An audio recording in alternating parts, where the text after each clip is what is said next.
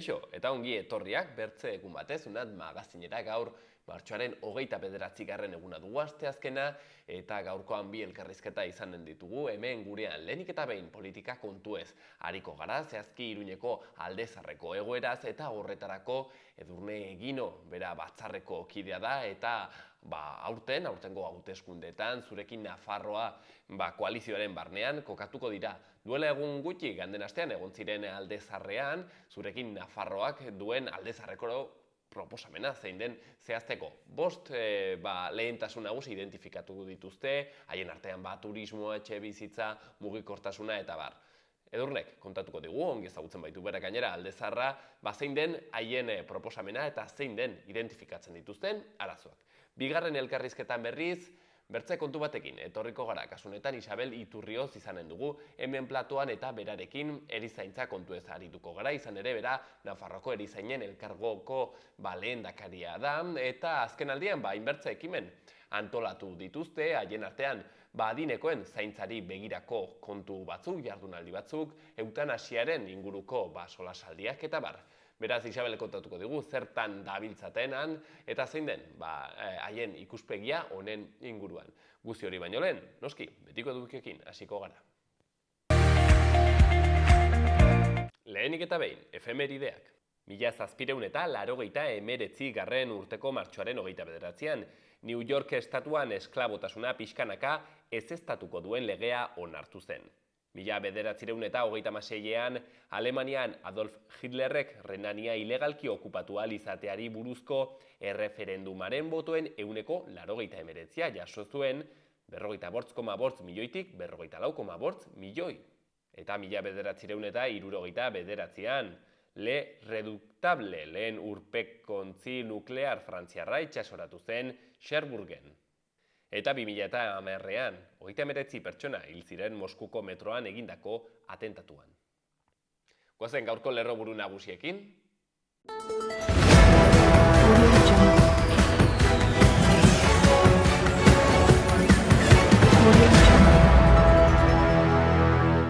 Nafarroko Volkswagenek 2024an utziko dio poloak ekoizteari eta ez du 2000 personantzako lanik urte eta erdiz. Iruñarriko abiadura handiko korridore berriak hiria zeharkatzen duen trenbide begizta kentzea ahalbidetuko du 480.000 milioi euroko inbertsioarekin. Oteizak hasiera eman dio udal eraikinak birgaitzeko landa planari 20 herritan alokairuko 45 etxebizitza sortzeko. Proiektu estrategikoen zuzendaritzak 240.000 euro bideratuko ditu Nafarroa ezagutu sareko espazioetan inbertsioak egiteko. Foruzaingoak eta suhiltzaileen zerbitzuak sendabiban larrialdi planaren simulakro batean parte hartu dute parkearen irekiarekin bat eginez. Uda berria hasi berri dugun honetan hurrengo urtaroan ohikoagoa dugun beroa izango dugu datozen egunetan Euskalmetek iragarri duenez. Iruñeko udalak, diskotikak eta Iruñeko aisialdiko bertze lokal batzuk ahaleginak egin dituzte lokalen barruko eta jai eremuan inguruko segurtasuna hobetzeko.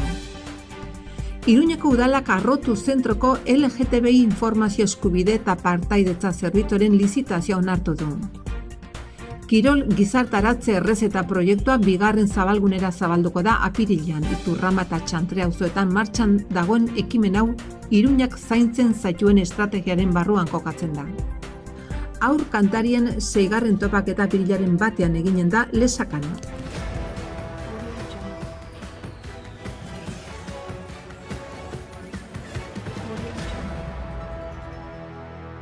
Eta zer dagoen agenda kulturalean? Gaur asteazkena irriziklo 23 umore zikloaren barne Magmina bakarrizketa Beatriz Egizabalen eskutik, Nafarroko Antzerki Eskolan atxaldeko 7:00. Lurra esnatzeko ipuinak ipuin kontaketa egonen da Maitane Perezen eskutik 4 eta 8 urte bitarteko aurrentzat Arrosadiako liburutegi publikoan 6:00. Pontxarekin denak berdin ipuin kontalaria Jaione Urtasunen eskutik, arratsaldeko 8 eta erdietan eta 6 eta 4 Antsoaingo liburutegian. Eta udaberria astearekin batera, sorionekoak aurkezpena atxaldeko 7:00 Laban eginen dute gaur bertan. Hortzegunean Prospektus Vitae Gontzal Uriberen antzeslana, Karrikiriren nanoantzerki aroaren eskutik atxaldeko 7:30 €, Karrikiri elkartean. Bertx hori, bertso lehiaketaren finala Laban atxaldeko 7:00, Aitziber Leoz, Idoia, Granizo, Beñat, Astiz, Mikel, Etxezarreta, Ekain Alegre eta Bitori Elizalde izango dira bertsolariak eta gai jartzailea Jasmine Kris. Azkenik, Joseba Irazoki eta Go taldearen kontzertua punto de vista jaialdian barne, gaueko 10:30 Txintxarri tabernan. Hortziralean, Saio Alkaiza eta Ametsa Arzaiusekin bertso afaria Iruñeko Arrano elkartean gaueko 9:30. Sagardotegiko menua egonen da, 25 €.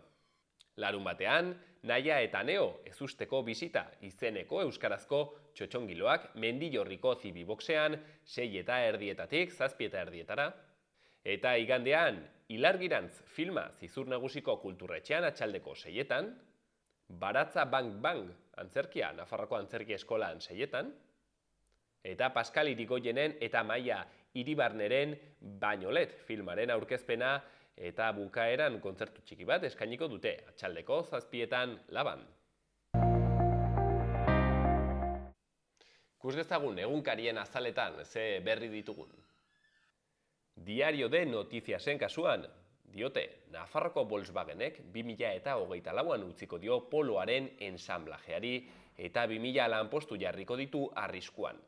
Urte eta erdian produkzioa jaisteak aldi baterako langile soberakina eragingo luke. Batzordearen kezka irteera traumatikoak saihesten saiatuko baita. Argazkian berriz David Garzia partidako une batean izenburuan David Garziaren debut mingotxa. 13 urte geroago Osasunako jokalari bat selekzioarekin estreinatu zen eta Eskoziarekin galdu zuen partidan. Berri gehiagotan, aurrerapenak AHT-aren ibilbidean, baina amaiera datarik gabe. Nafarroak 58 suizidio erregistratu zituen 2022an eta identifikazio kodigo bat aktibatu dute, eta Ponsati kontseilari ohia behin-behineko askatasunean atxilotu dute. UPNek PSN beharko luke Iruñeko alkatetza kontserbatzeko. Diario de Navarran berriz, lerroburu nagusian, Nafarroko Volkswagenen autoelektrikorako trantsizioak milaka lanpostu utziko ditu airean 2025-26. Aurre ikuspenen arabera landabengo ekoizpena erdira jaitsiko da 2028an. Sindikatuen kezka neurriak izango duen eraginagatik aldi baterako bada ere. Argazken berriz, Iruñeko geltoki berriaren kokapena, Arostegi etorbidearen eta tren jardunaren artean.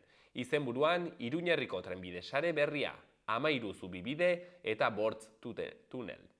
Geltoki berriak 68 milioi euroko kostua izango du eta 905 metro lurrazpiko bideetan. Geltokirako 2 kokapen, Ablitaseko errepidearen ondoan eta autobidearen bertzealdean. Eta azkeneko berri batean, Zangozak Mina Muga proiekturako lizentzia onartu du. Gara egunkarian Osakidetzak Arartekoari egindako kexak 220 iko dira. EAEko osasun zerbitzu publikoaren funtzionamendua Manu Lezartua Arartekoak 2022an jasotako 7.804 kexen 112 izan zen, aurreko urtean baino 3 aldiz gehiago. Argazkian protesta baten irudiak izenburuan, Bornen erreformaren aurkako jarrera entzuten da Baionan. Bertzen lerroburu batean, erabakitzeko eskubidearen eta errepublikaren aldeko itun parlamentario zabala, baita ere, Ponsati sailburu katalan oiak erbestetik itzuli eta Bartzelonan atxilotu dituzte. Eta Volkswagen Nafarroak ez du poloa gehiago fabrikatuko 2 urteko ziurgabetasunari bide emanez.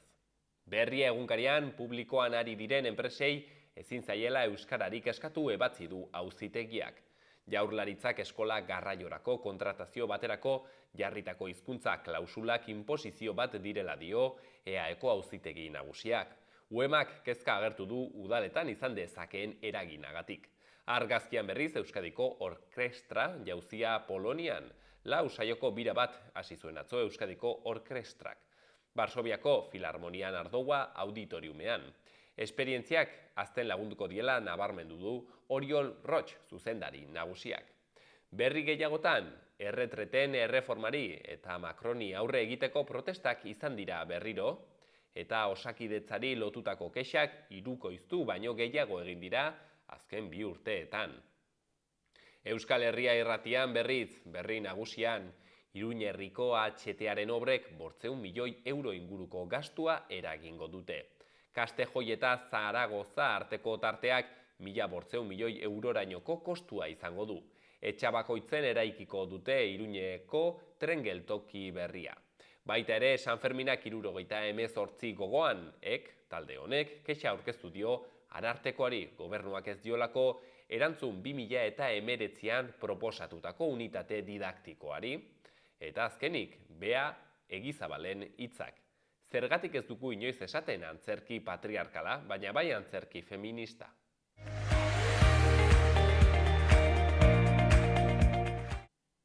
Gaurko eta biharko eguraldia. Gaur temperatura maksimoek gora egingo dute berriro eta giroak udako itxura hartuko du. Batez ere iparraldean, horri izango baita hego haizearen eragina nabarmenagoa. Kostaldeko zenbait lekutan altuenak 30 gradu inguruan egon daitezke. Hego haizea indartsu ibiliko da, bolada oso gogorrekin. Zerua ez da garbi egongo, tarteka erdi mailako hodeiak eta goi hodeiak agertuko direlako, baina eguna eguzkitsua izanen da orokorrean. Hortzegunean hodei gehiago agertuko dira, barnealdean erdi mailako hodeiak eta goi hodeiak izango dira nagusi, kostaldean be hodei batzuk ere ager daitezke noizbehinka, batez ere goizean, barnealdean hego-mendebaldeko haizea bizi ibiliko da, bolada zakarrekin. Kostaldean haizea ez da hain indartsua izango eta ekialdetik jotzeko joera izanen du. Horregatik, kostaldeko temperatura maksimoak nabarmen jaitsiko dira. Gainerako tokietan ere behera egingo dute altuenak, baina jaitsiera ez da hain handia izango.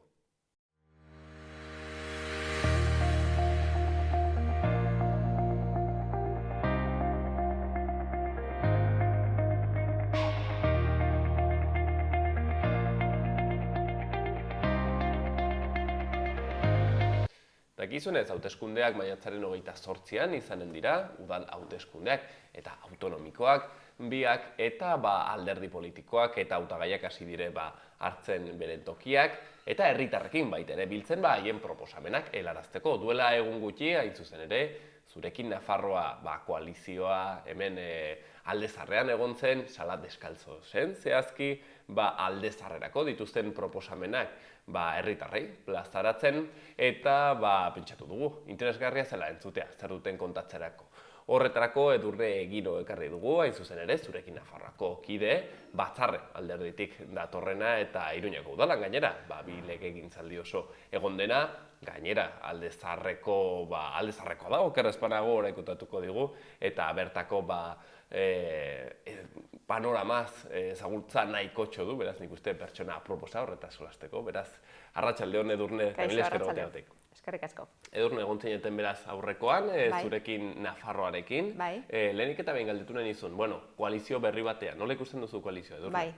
Nik oso esperantza handiarekin ikusten dut, nik uste beharrezkoa zela koalizioa egitea, eta 2019an pena izan zen hori ez osatzea, eta pixkat, hortik ikasi genuena, orain martxan jarri dugu, eta bada iaia 2 urte lanak egin ditugula, ez da erraza, elkartzea badakizute, herrita egitea beti errazago izaten da elkartzea baino ni oso harronago egin dugun lanagatikan 4 elkarten artean, Podemos aldugu dago hor, Izquierda Ezker Batua, Batzarre, eta independenten tartea, partidu bat bezalakoa izatea onartu dugu eta koordinatzailean hor dago, 4 hanka izan bagenitu bezala, eta hor oso jende interesgarria dago, urrundu sentitu dana beti partidu politikoetatik, baino herriaren alde lan egin nahi duena, eta nik uste dut oso esparru interesantea dela independenteena.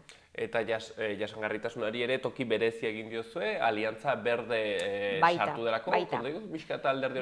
Aliantza Berde sartu da, eta aurkeztuko dugu ere EKUorekin egin dugula ja adosmena. Orduan, ekologista mundua ere antolatuta dagoena behintzat partidu politikoetan gurekin dago, eta nik uste dut hori ere oso interesgarria dela. Edurne, ez aldatu da 2019-tik, ezin izan zen aipatzen zenuen koalizio hori Bai. nahi bezala osatu, orain zer Bai, aldatu da? nik uste dut konturatu ginela, osea, emaitzak oso txarrak izan ziren, Podemos alde batetikan joan zelako eta Izquierda Esquerra bestaldetikan, pentsa Iruñeko udalan ez ginela sartu. Orduan, bueno, benetan egin beharra zegoen eta denok ikuste genuen, jendea oso ahula usten genuela, guri bozkatzen digun jendeak eta gure esparruan gure baloreak eta konpartitzen ditu jendea oso ahula ikusten genuela eta errepresentazioari gabe guk ez bagenuen pauso hau ematen. Orain adibidez, autonomikoetarako, badirudin, kestekara dute, hiru parlamentari aterko dituzuela. Bai, hor gaude, 3-4, esan dute enkestak, eta udaletxean, Iruñeko udaletxean nik uste dut oso garrantzitsua dela gu hor bueltatzea, eta bat edo bi ematen diguletela, eta nik uste dut emaitza, bueno, asteko behintzat, ez? Pentsatzen ari gera koalizio honek epe luzerako egin behar duela lan.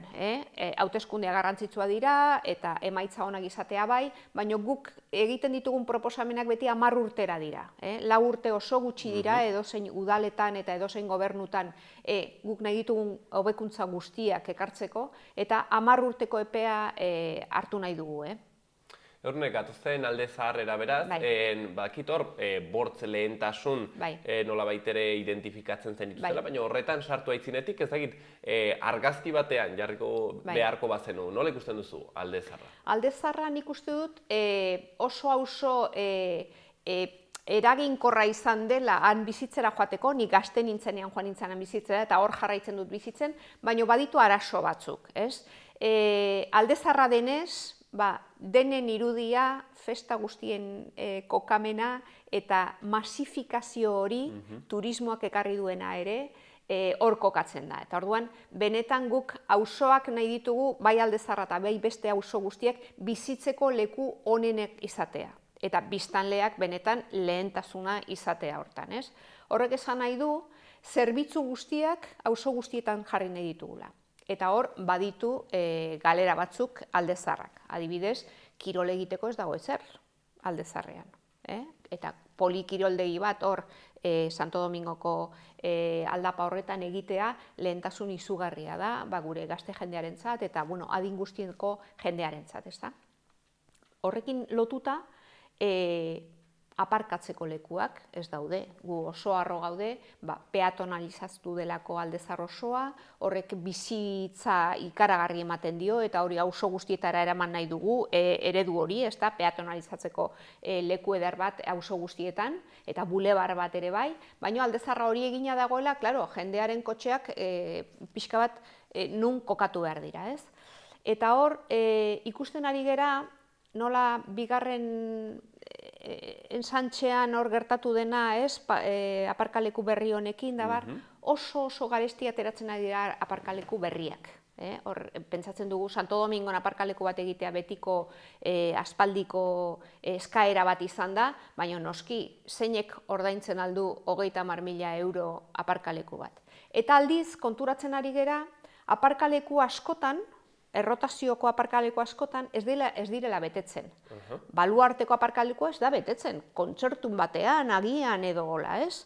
Eta, ez dakit, badugu Gazteluen Parantzan ere aparkaleku bat, kotxeak ekarri egiten dituna alde zaharrera, eta alde zaharra ez dugu nahi kotxerikan beteta, baizekan kontaminazio gutxiagorekin dabar. Orduan, gure proposamena da, dauden aparkaleku guztietan, rotazioko plaza batzuk bihurtu auzokoentzako, alokairuan, audientziko aparkalekon adibidez egin dute orain dela gutxi, ez dakit zenbat plaza, eskaini dituzte oso prezio honean alokairu alde zaharreko jendearentzat. Bueno, goazen hori egitera, goazen gure ditugun eremuak ongi betetzera eta gero ikusiko dugu gehiago behar dugun edo ez. Eta bere izango zen, Gazteluen Parantzako parkinean alde zaharreko jendeak izatea Gazteluen lehentasuna. Parantzakoa, Zezen plazakoa, Baluartekoa, inguruan pilo bat daude.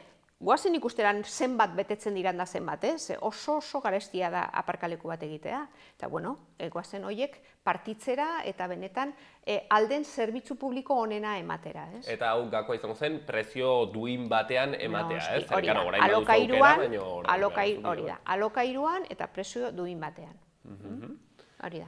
Beraz, printzipioz, parking berriak egitea ez da izango plan bat, edo ikusi beharko ziren beharrak, ezta? Pentsatzen dugu, Santo Domingoko aparkalekua egiteko kontsulta bat egin behar dela aurretikan, ikusi biztanle nahiko dauden hori ordainduko luketenik edo ez, edo abar, ez? Baina polikiroldegia hor jartzea hori bai da lehentasuna. Bai, hori badakizu murailaren kontra egiteko raspian, orain hortuak dauden leku hortan.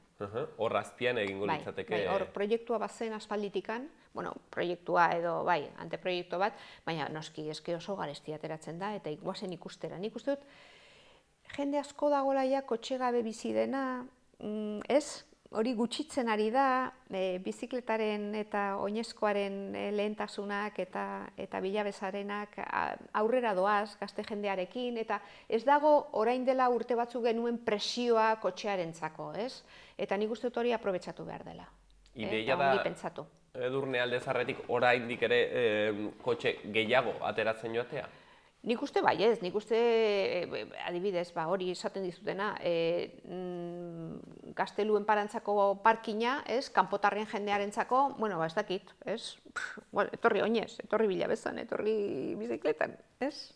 Eta pentsatzen dut, leku batzuk badaudela, adibidez, takonera barnean jardin bat dela, kotxeak izatea, naiz da Aldezarreko biztanleentzak izatea, eta errepide bat egotea hor erdian ez du zentzuri guretzako. Guazen parkeak handitzera eta guazen berdetasuna handitzera ere auzo guztietan eta Aldezarrean ere bai, ez? Aldezarrean, hain zuzen ere, gune berdeak handitzeko aukerarik badago? Bai, badago. Pentsa, Deskalzozen salan egin genuen entzumen ekitaldi hori, oso idea onak sortu ziren, eta bat da, badakizu orain Boskezillon paseo leku berri egin dute, oso ongi dago, baina oso hotza da, oso parkea du bi aldetara, baina bera oso zabala eta oso hotza. Eta guk behar dugu aurrentzako eta jendearentzako ere zerbait estalita, gune bat estalita, eta esaten dut, zergaitik ez, hor egin alako berdetasuna, landareekin eta berdea den estalpe bat, horri pini alde batean, ez bestean, baizikan alde batean, Boskezillo osoa, ez? Eta oso leku, pentsatzen dugu erakargarri izango litzakeela hortarako, ez? Aurren gurasoek eskatzen dute noski, aur parkeak ere estaltzea, erabilgarria direlako. Udaran, bero handia egiten duenean oso bero jartzen direlako leku horiek, eta neguan eta euria egiten duenean ere bai. Nik uste horiek ere, pentsatzen dugu proposamena gurea da auzo guztietan egitea. Hori, hain zuzen galdetu nahi zuen Edurne, zeren jasangarritasunaren, mugikortasunaren ikuspegitik, badirudi Aldezarra hain zuzen ere, egoera onenean dagoen auzoa dela, ez? Hor, ibiltzen joaten altzara, bizikletan ez dagoen bertzeko txerik. Karo, hemen, akaso Iruña osotasunean begiratuta, arazo gehiago dago bertze auzoetan, ez da? Hau nola eramaten duzu gara? Begira, hor, pentsatzen dugu, jende askok erabiltzen duela kotxe pribatua, auzo batetik bestera joateko edo inguruko herri batetik bestera joateko hiria zeharkatzen duela. Eta gu nahi dugu kanpotik egitea. Orduan, oztopoak jartzen badizkiogu hiria zeharkatzeko, adibidez, Avenida Baja Navarra. Guazen, oztopo bat jartzea, eta hortikan pasatzea bakarrikan behar duenak. Erosketa bat egin, behar duenak lan bat egin, hor bertan bizi dena. Baina beste guztiak bueltakoan gainera gutxiago kostatzen da, azten baztera horrela egiten, ez?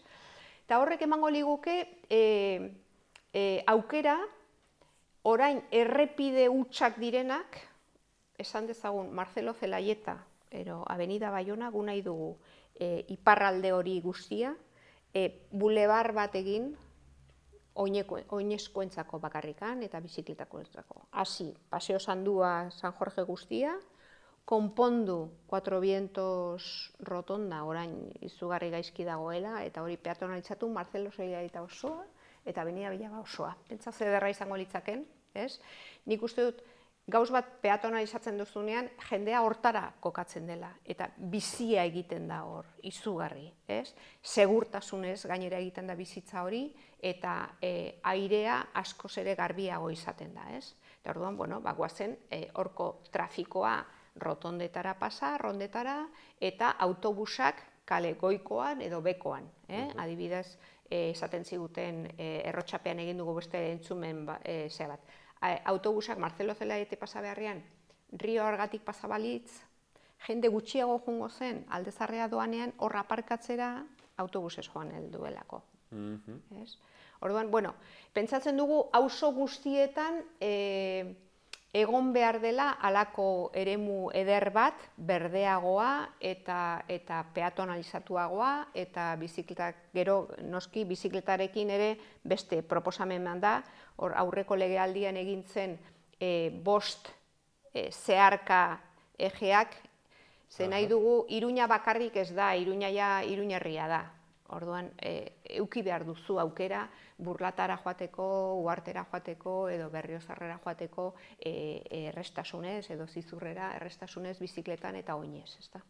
Eta beraz hor ere, bidegorriak sustatzea. Hori da, bidegorriak sare guztia asko egin da, nik uste dut, Navarra Sumak gauzazko gaizki egin ditu, baina gaur bat egin duena, oposaketa guztia aurreko legealdian egin zuena horren kontra, orain hasi da egiten eta ongi dago, hobetu behar dira,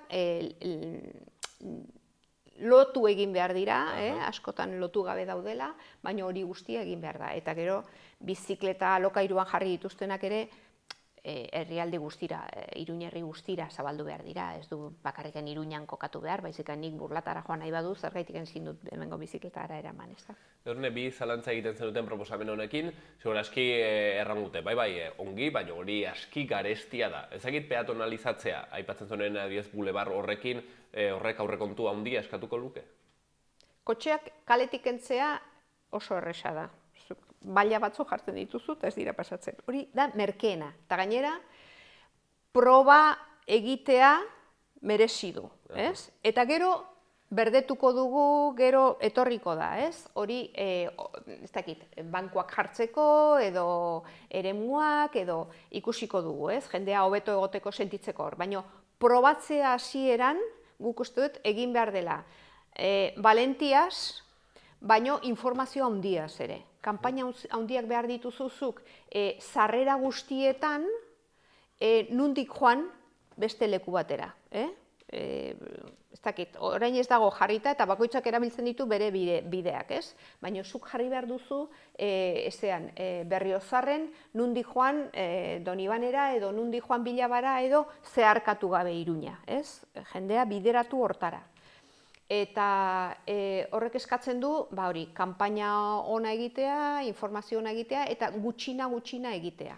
Ze guk oso ambiziosoak gara hortan, esan nahi dut, guk Avenida Zaragoza adibidez, Milagrosa peatonalizatzeko, alde bat behintzak nahi dugu bulebar bat egin eta peatonalizatu. Eta gero, funtzionatzen duenean jarriko ditugu arbol gehiago, medianetan, jarriko ditugu berdetasunak, jarriko ditugu, bueno, Gainera hori ikusitugu nahiko irudi, adibidez, Bartzelonan eta Bertzelako hirietan, batzutan hori ez dela beharrik peatonalizatzeak ez duela eskatzen dena berriz zola eta zoru berri batekin jartzen, baizik eta batzutan ere ez, pintatzea, hori ikusi da Bartzelonan eta pintatu lurra, jarri tiestoren bat, eta ja jendeak bera agartzen du, ez, bertze ikuspuntu.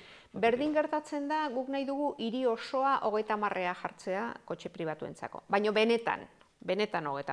Zuk ez baduzu oztoporik kotxeari jartzen, edo ez badituzu estutzen pixka bat kaleak, jende azkarrago joaten da. Zuk 30 benetan jartzen badituzu, ez dituzu auzo barneetan bidegorririk behar. Bizikleta erditik joango delako, kotxea doan bezala. Eta hori oso horrexea egite da diseinuarekin. Zuk egiten duzu pixka bat zeharkatu egin behar baldin badu kotxeak, edo jartzen dituzu naiz da zabalera berdina euki karrilak, baina marra batzu jartzen badituzu, handiak, zuri pentsatzen zu estuago dela, eta orduan polikoago joaten zera.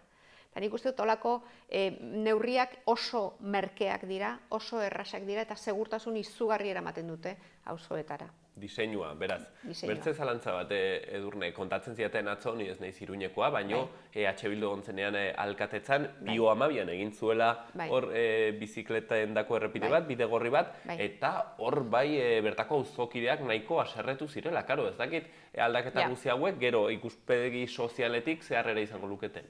Kotxeak kentzea, kotxeen kontra jotea, kotxe pribatuen kontra jotea, oso beti erantzun txarra du, hasieran, beti, hasieran. Orduan, horregatik esate du, valentiaz egin behar dela. Egin behar da, neurri hartu, sostendu eta ikusi gero. Ez badu funtzionatzen benetan atzera egingo dugu, baina benetan jendea ohitzuen bada, ez? Aldapa burlatatik gora joatea, Donibanera joatea, edo buelta matea rondatik ohitzen bada, ja hori egina duzu, ez? Konturatzen zeralako benetan, gero oso gustora zaudela kotxeak kendu dituzun lekudan. Eta hori da, ez? Gero jendea hasten denean, kale horietatik bulebarretik paseatzen ostra, gero kendu jozu. Hori da, gero ez da okentzerik, ez? Beti izan dugu. Tabakoaren legearekin ere gertatu zela, ez da? Hasieran jendea haserretu zela, baina gero kendu zutenean ostatu barnetik jendeak aski ongi hartu zela. Edurne, kontu gehiago, aipatu dugu, alde batetik, kirolendako instalazioak beharko zirela alde zarrean, baitere mugikortasuna pixketera aldatzea. Kontu gehiago, bertze bat aipatzen zenuena, turismoaren... Nik uste alde zarrerako masifikazioa dela izugarri arazoa. Guk lehenbizikoa jarri dugu eta hor badago. Alde batetikan etxe turistikoak, hotelak, hor sentitzen dut esatea, baina geroa baieren eskutikan hartu zen aurreko legealdian oso neurri txarra eta hori atzera bota behar dugu. Eta da, pentsa, manzana, esakin nola esaten den euskeraz, etxe bizitza kuadro bakoitzean aldezarrean, posible da orain dagoen legearekin udalean, hotel bat egitea. Bakoitzeko? Bakoitzeko. Osea, pentsa, orain hostel berria egiten ari direna, unzuzeran hortan, udaletxeko plaza ondoan, horren parean beste bat egin altzen, horren bestaldean plazan beste bat egin altzen, atzeko aldean beste bat egin altzen, osea, udaletxeko plazan, oin hotel bat dago, bi egongo dira, baina 5 egon nintzeken. Hori atzera bota behar da izugarri.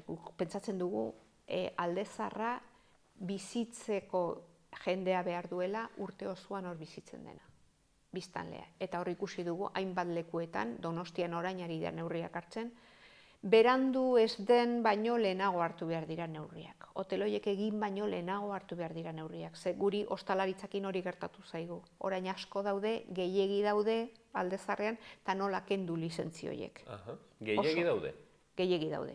Guk ja normatiba bat egin zen, ez dakitzen metrotara ezin den taberna bat beste ondoan ipini. Baina hori da berrientzako, lizentzia berriak emateko, baina orain bat bestearen ondoan daudenak, zer egiten duzu, ez? Aborratzen dute Edurne izaten dela politikako gakoetako bat ere, ez? Denborako da, aitzinatzea, zeren behin egina dagoenean lege bat, gero atzera botatzea asko zailagoa. Eta legea erresago da, baino jendearen eskubideak, nik taberna bat gaur irikitzen badut, eta legea etortzen zait bihar, ez nukela iregi bihar, oso hurbil nagolako bestearen ondotik, nik ja eskubidea badaukat, eta nire taberna hor jarraitzen du.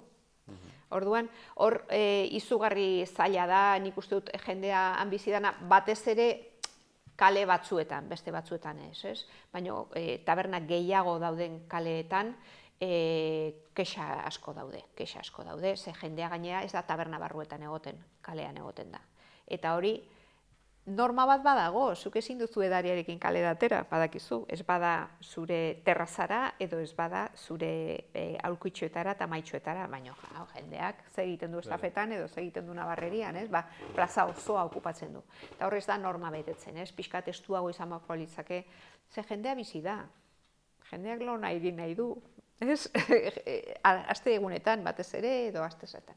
Eta gero beste kontu bada, egiten dugun festan edo ospatzen dugun gauza guztiak aldezarrean egin nahi ditugu. Osea, txirrindulan buelta dela eta aldezarretik atera behar da, benetan.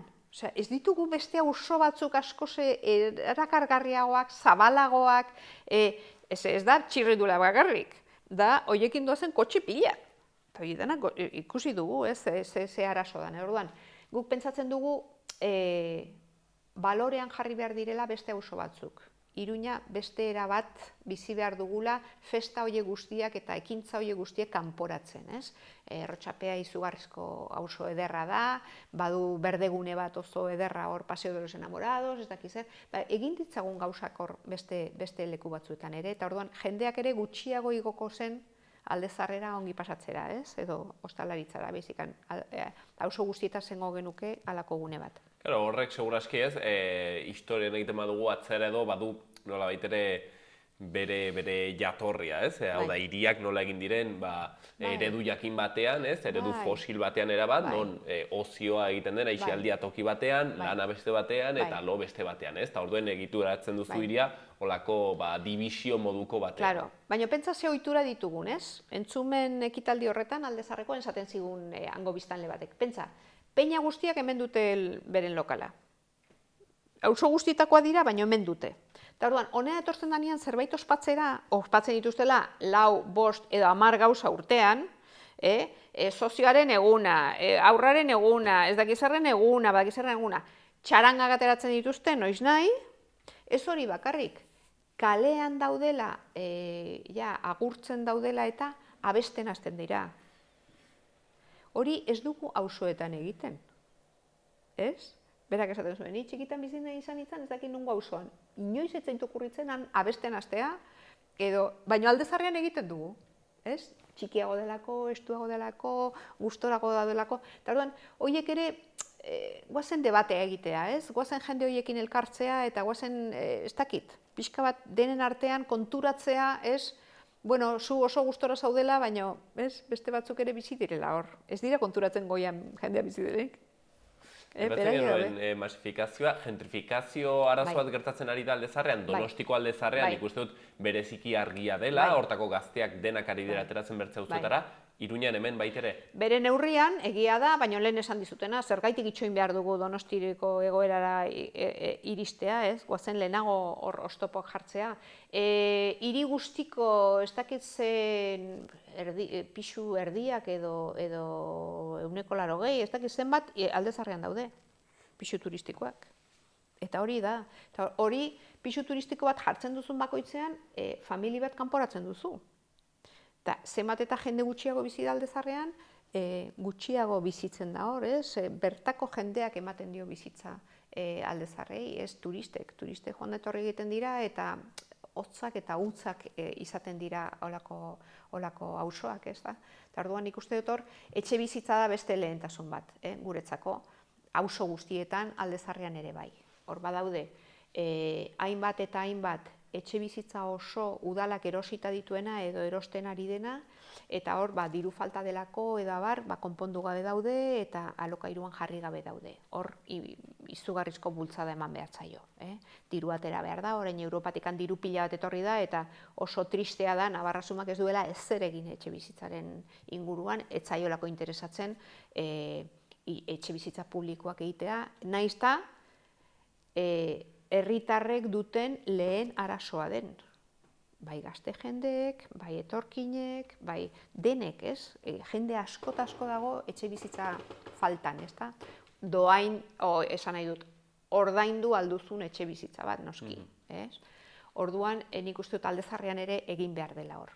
Bi orube txiki daude hor, betidanik etxe bizitza egiteko daudenak, Plaza de la O parean. Eta, bueno, horiek guazen egitera, ez? Kooperatibak zergaitik ez? Gazte jendearena, jende helduarentzat, jende adinekoentzat ere bai.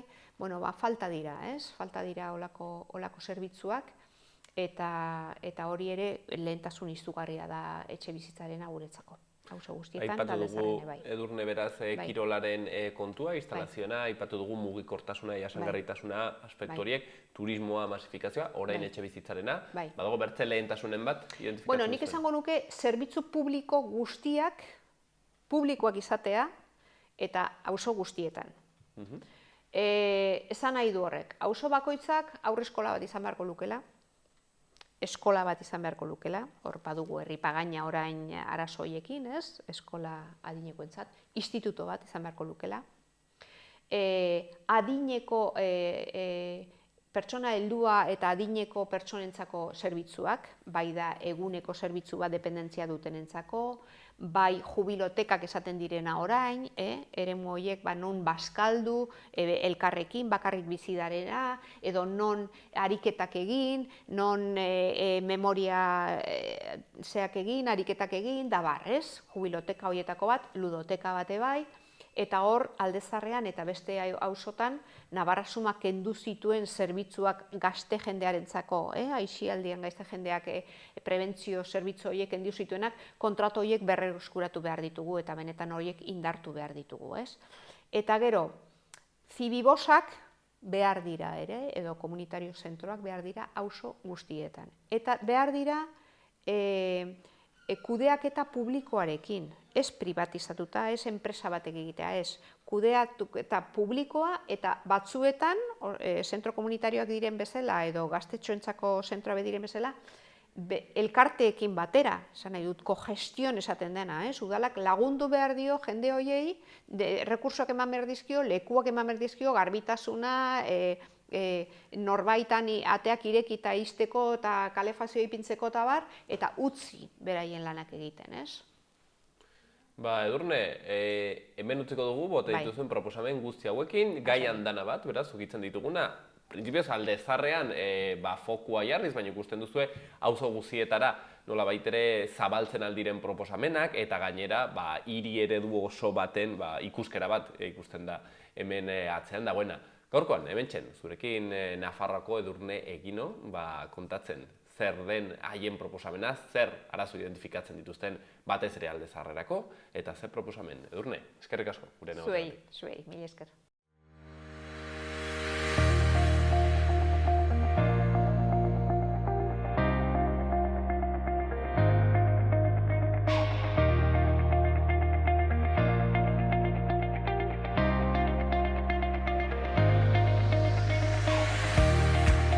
Ea ze berri ditugun, Iruñerriko udaletako albisteetan, zehazki Burlata eta Iruñean. Burlatan, zera jakinarazi dute, Burlata on herritarrek parte hartzeko gunea da Burlatako udalak bultzatuta. Bertan Burlatako herritarrek eta herriko erakundeek beren intereseko gaiak zabalditzakete ikus entzuneko edukiak, podcastak eta estreamenak sortu eta emateari esker. Udaleko arlo teknikoek beren jarduera proiektatzeko bitarteko bat ere bada. Gaztelekun dago, eduki horiek landu eta zabaltzeko aukera ematen duen ikusentzuneko estudio batean. Iruñak partaidetza sozialerako prozesuari ekin dio Iruña San Fermin 300 eta 325 hirirako diseinatzen den helmugako jasangarritasun turistikorako planarekin. Kondestableren jauregian 2024 arte aurre ikusitako jarduerak aurkeztuko dira ekitaldia egiten den momentu horretan. Baita ere bertzek berri batean Trinitarioseko igogailuan ondoko parke berriak berdegunean profilarekin eta bide nagusiaren eta bide gorriaren zoladurarekin hartzen du forma. Igogailuaren kabina jartzea eta oinezkoentzako eta txirrindularientzako bihurdana kalearekiko loturak amaitza izango dira lanen helburuak. Eta azkeneko berri batean Iruñean emakumen unibertsoko turraren egoitzetako bat izango da kirolaren bidez emakumeak ahalduntzea bilatzen duena. Gaztelu plazan herritar guztiei zuzendutako hainbat kirol jarduera izango dira ekainaren 9, 10 eta 11 asteburuan.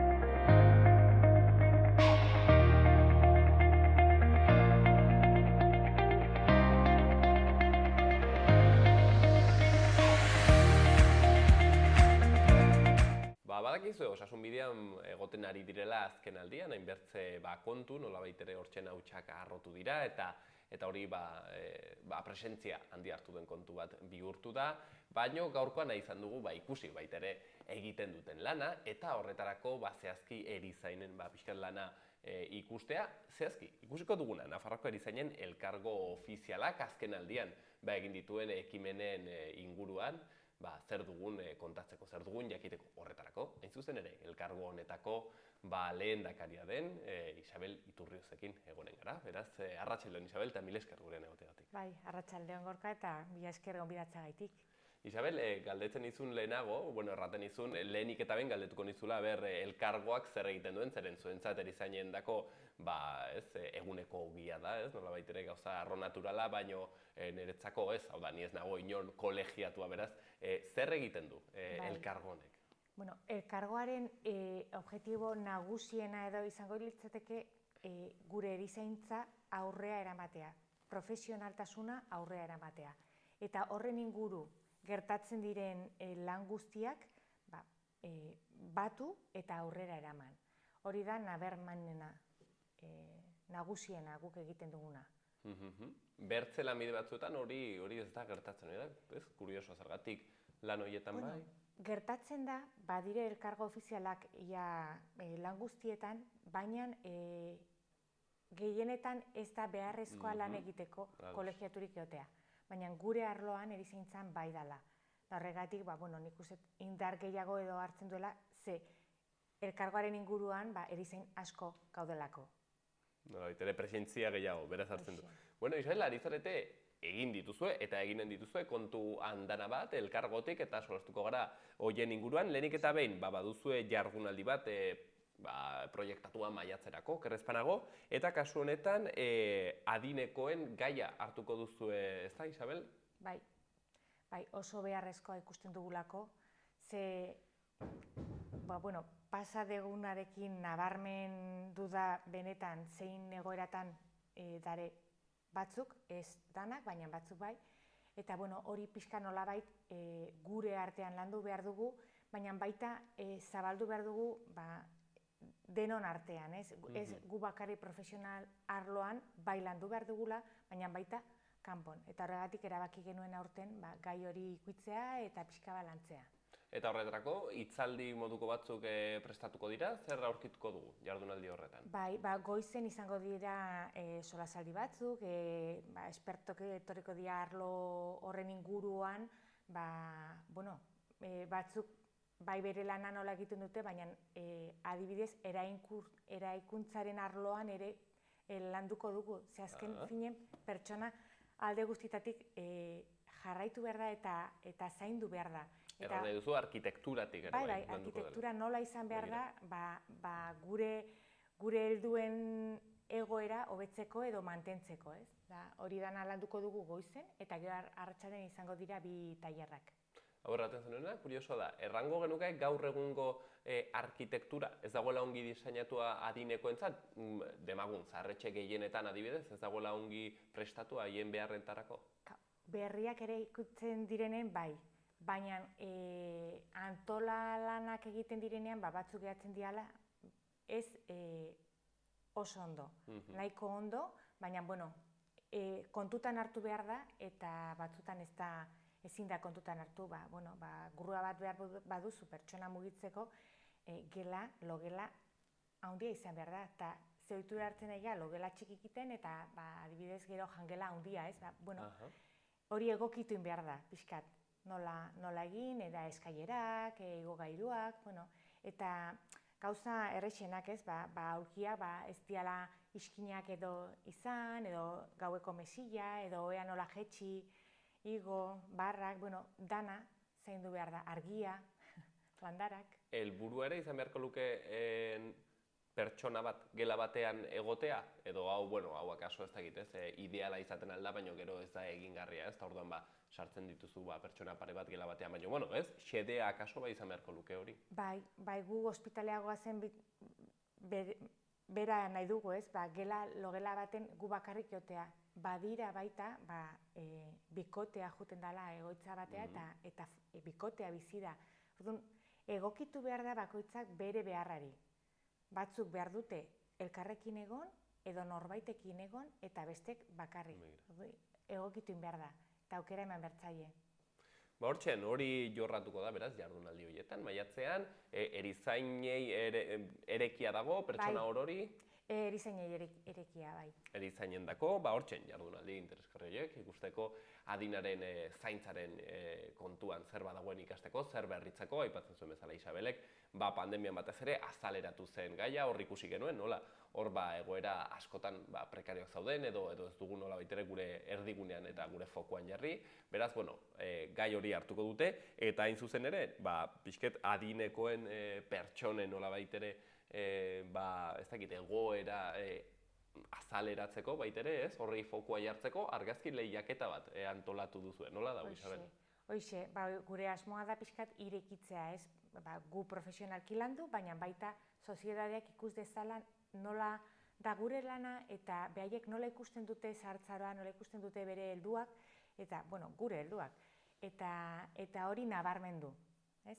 Erabatea, ze askotan guk egiten dugu lan eta uste dugu guk egiten duguna erabatea ulertzen dela, baina, gizarteak igual beste erabatea ulertzen du zahartzaroak, eta orduan bere ikuspegia ikusi nahi dugu, eta hori, argazki lehiaketa antolatu dugu, 3 sari dare profesionalki, eta baita publikoan egongo garenon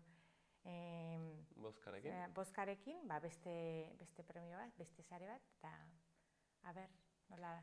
Parte hartzea aldu, pertsona orok, honetan?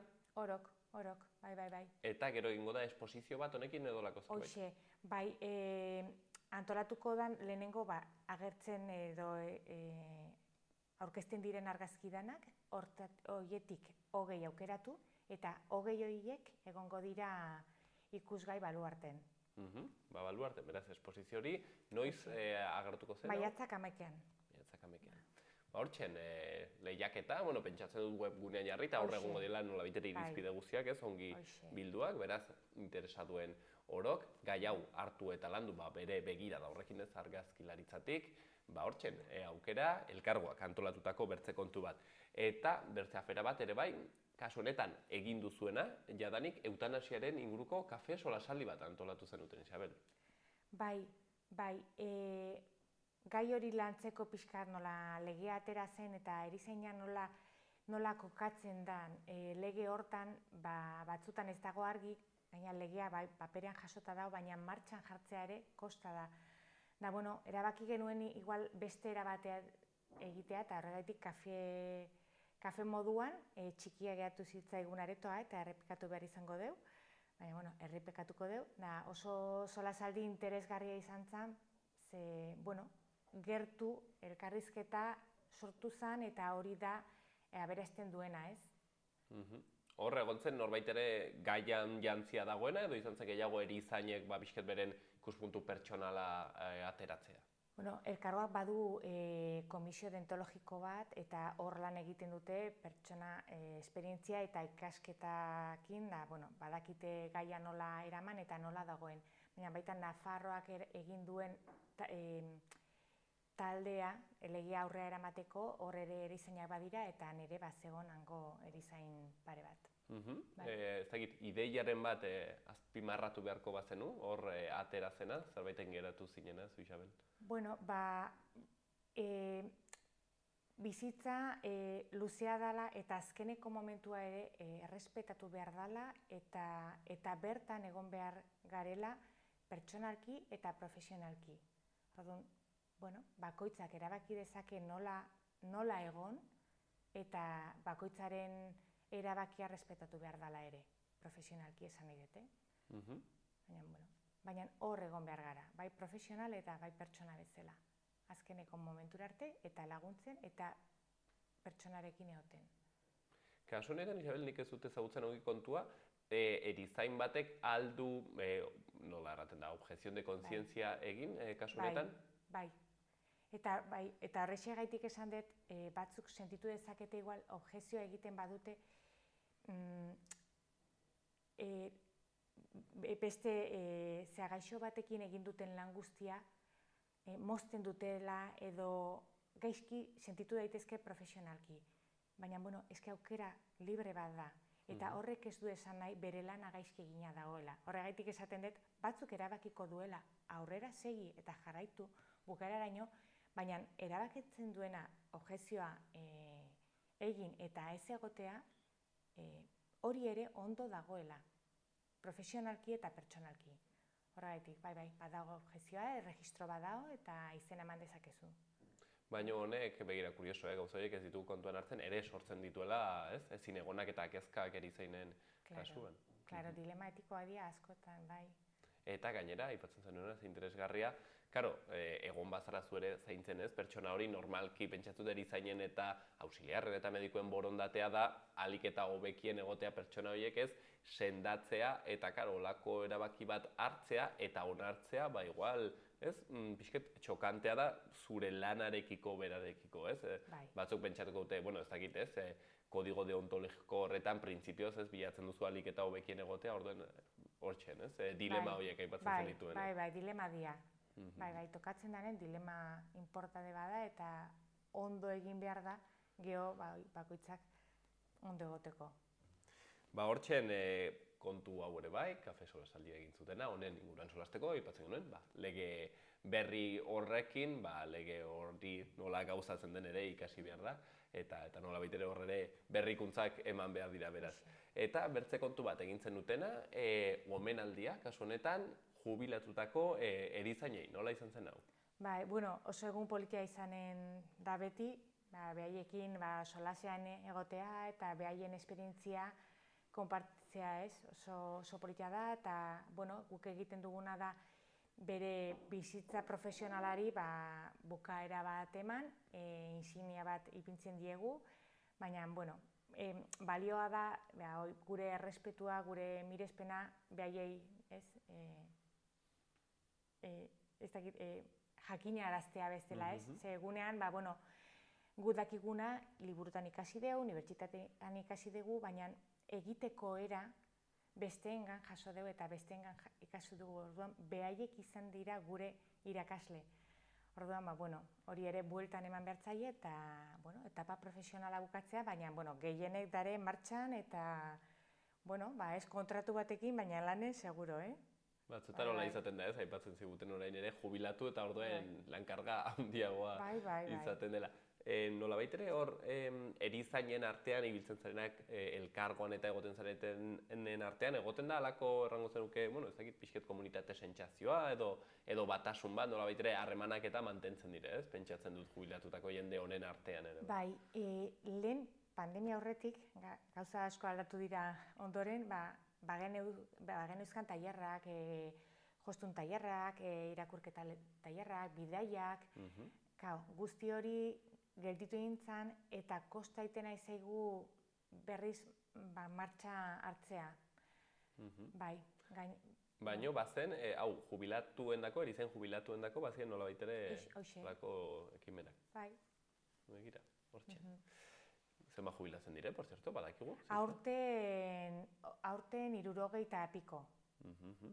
Eta, bertze gazte andana bat, barnera. Bai, hoxe, beharra, aldaketa behar da, eta, berritzea pixkat, bai. Hortxen, sartuko diren gazte berri hoiei ere gonbitea eta jubilatuei omenaldia. Eta azkeneko kontu bat, Isabel, gauza andana bat egin dituzue, bertze bat, Europa jatetxean ibilizineten afari solidario bat eginez, kasu honetan, Ukrainaren dako, pixket gatazka horren dako, solidaritatea azaleratzeko, ez dakit gainera ekarpenen bat egin zenieten, familia hoiei, nola izan zen kontu hau?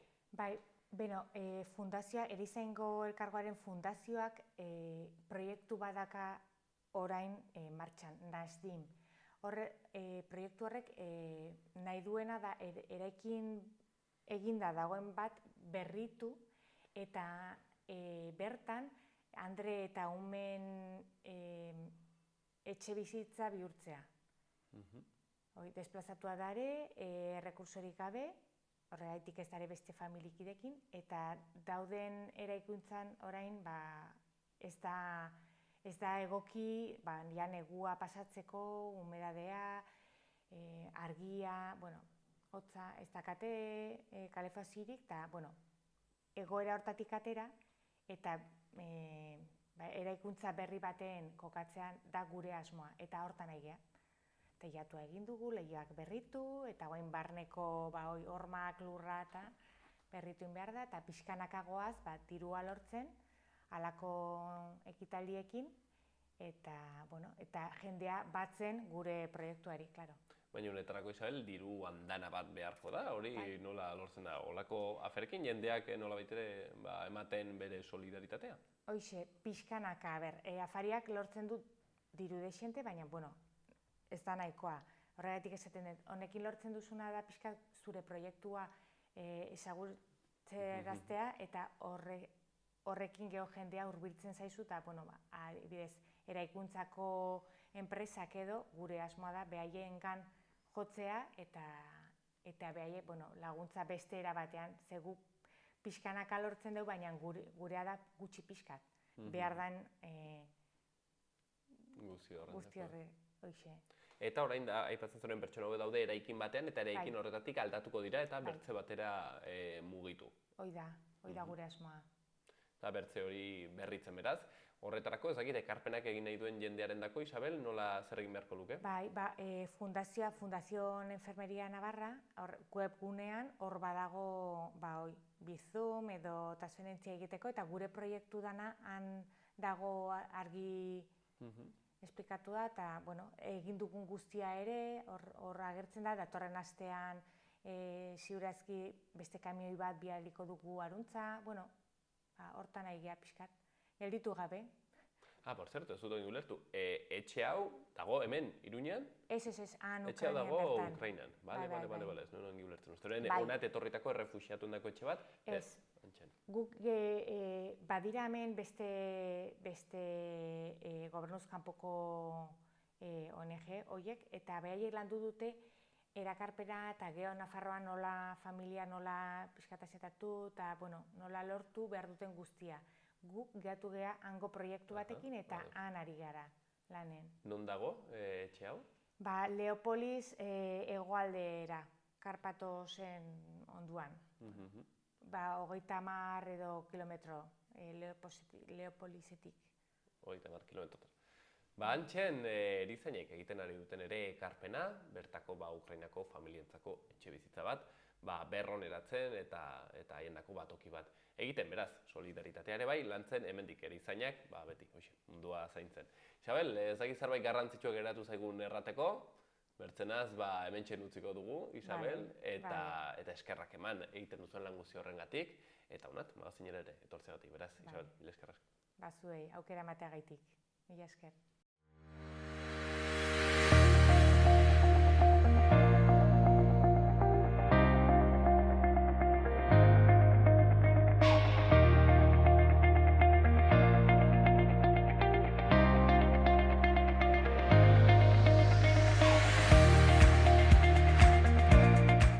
Hauxen dena gaurkoz, hemen magazinean, bihar ere hemen izanen gaituzue hortzegunean, elkarrizketa gehiagorekin.